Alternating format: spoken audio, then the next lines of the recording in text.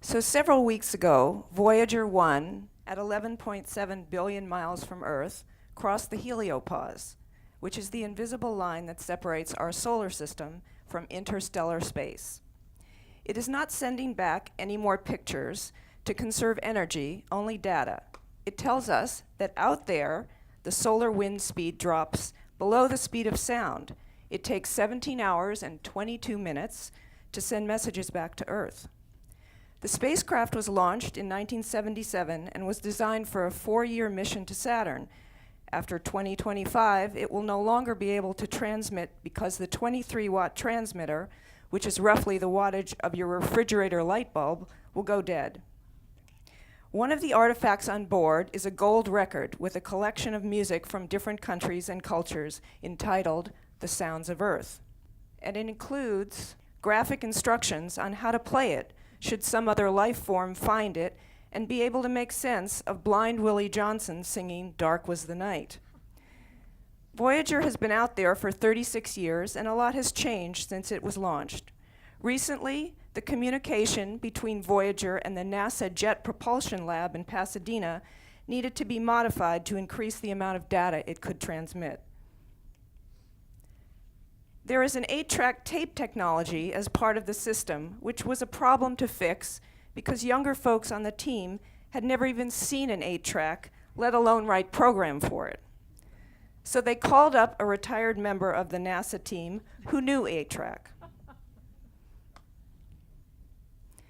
We imagine the spaces beyond our planet with great detail, including what kind of instructions are needed to help an alien life form that doesn't speak our language to understand our cultures and where we are in the universe. I would maintain that we expend significantly less time and energy imagining how our physical world immediately around us can be changed and improved than our virtual or intergalactic one. So back on Earth, I want to talk for a while about my neighborhood and events in Lower Manhattan. In the 70s, when New York was in the midst of a budget crisis, and when a handful of artists lived downtown amid the warehouses, butter and egg, and financial world, the landfill from the Trade Center construction was the site for art on the beach. Keep in mind that this image is from the same time that Voyager launched. The pile of sand which extended Manhattan out into the Hudson became a new place, reimagined and repurposed, that had not previously existed. Dancers, sunbathers, theater, beach volleyball all happened here. And 30 years after Art on the Beach, there was a whole new neighborhood, Battery Park City. New street grid, waterfront parks, bike paths, movie theaters, restaurants, public art, and schools. On the morning of 9/11, I was at home in Tribeca getting ready to drop my 5-year-old daughter at her first day of kindergarten in the West Village. This would, in a perfect world, be a day of anticipation and excitement. We were discussing something small when suddenly the sound of a loud explosion sent a shockwave through the building, then sent my daughter straight into the air. That was a day that changed us all forever. The actual experience of that event makes terms like resiliency seem simplistic, inadequate, and glib. My upstairs neighbor called me almost immediately after the second plane hit the second tower. At 6 blocks from Vesey Street, we had a direct view of the flames and smoke from the buildings. And we discussed 2 things. 1, whether the building could possibly fall, and 2, if it fell, was it likely to reach our street given the height?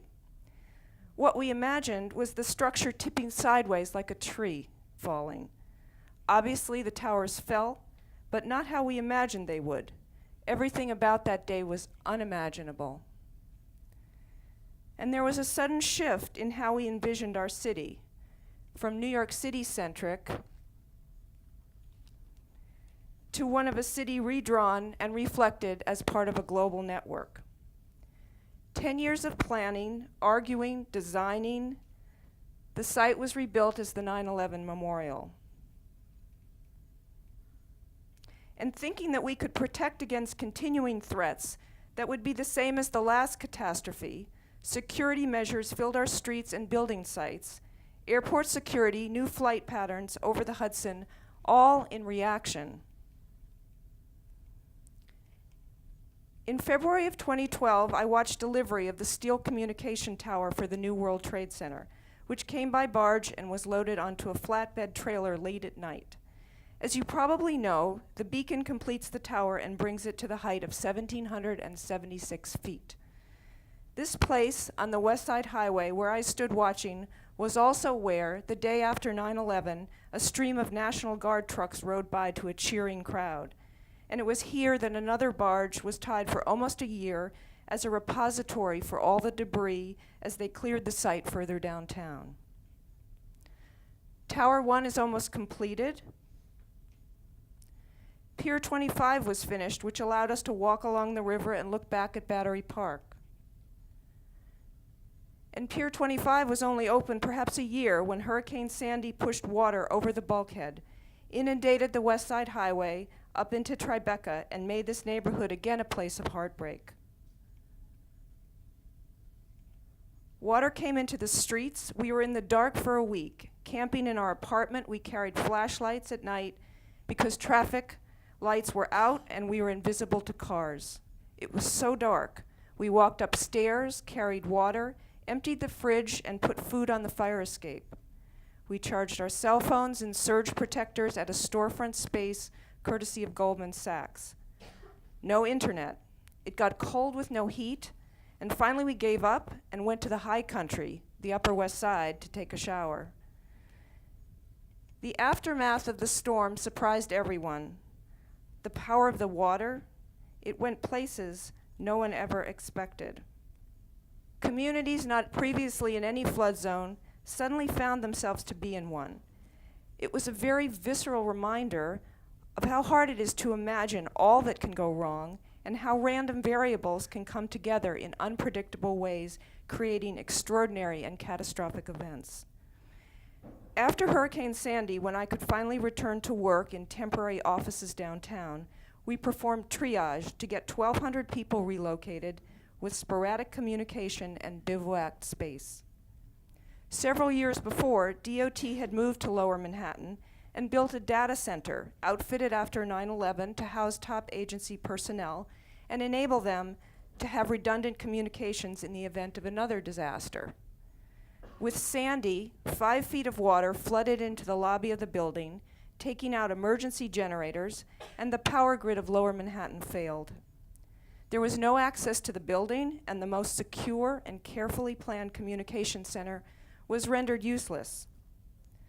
So we have the collective experience of all of these events: building, gentrification, acts of terrorism, natural disasters, all in one place as a kind of summary of what it means to be resilient.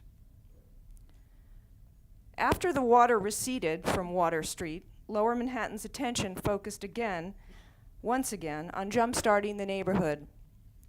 Many businesses hadn't returned to their buildings, many restaurants hadn't reopened, but the area was poised for reinvention. Coenties Slip before Sandy was largely a parking lot. By using tools from our citywide plaza program, we transformed extra roadway into public space. Coenties Slip after Sandy was Lower Manhattan's newest gathering space. The city's premier public space project is Times Square. 350,000 people walk through Times Square each day. In 2008, when this photo was taken, pedestrians comprised 86% of the traffic, though only 11% of the public space was reserved for them. As a pilot program, as you all know, we opened Broadway to pedestrians and closed it to cars between 42nd and 47th Street, adding more than 56,000 square feet of public space. And we hosted a competition to renew the public spaces and selected a local artist whose piece, Cool Water, Hot Island, was a graphic representation of the urban heat island effect. This rendering shows the full reconstruction of Times Square designed by the architects at Snøhetta in coordination with our city's team, and I invite all of you to come to the ribbon cutting, God willing, in December, when the first plaza will be completed. New York City is a city without many outdoor seats. As anyone who has eaten lunch perched on a stoop or a fire hydrant can attest. We are changing with the installation of over 700 of these city benches along bus routes, business areas, and neighborhoods with large concentrations of seniors, which will benefit all of us soon enough. Improving the performance of our streets also includes what we can remove from the public realm, in this case, stormwater. These bioswales draw 360 cubic feet of water during storms, reducing runoff, and there will be thousands out there. No detail is too small for attention. We are changing the way we light the street, and pretty soon, by the end of 2017, all of New York City's 300,000 streetlights will be the new LED technology, saving the city up to 50% in energy costs. And we've redesigned roadways to better accommodate all transportation modes. Here's on the old First Avenue in Manhattan, excessively wide lanes sent the message to drivers to go as fast as possible. Following our changes, cars, bikes, pedestrians, and buses all coexist, with injuries down as much as 50% on streets with protected bike lanes.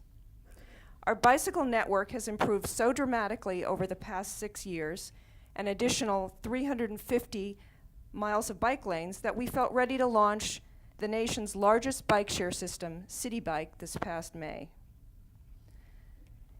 As you've no doubt noticed in your travels around town, it's enormously popular, with an average of 36,000 rides per day, or 6 rides per bike.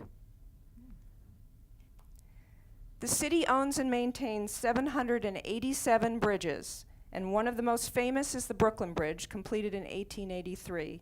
It is the oldest suspension bridge in the United States. Its cables have been rebuilt, the roadway, the steel, the stone base and foundations refurbished.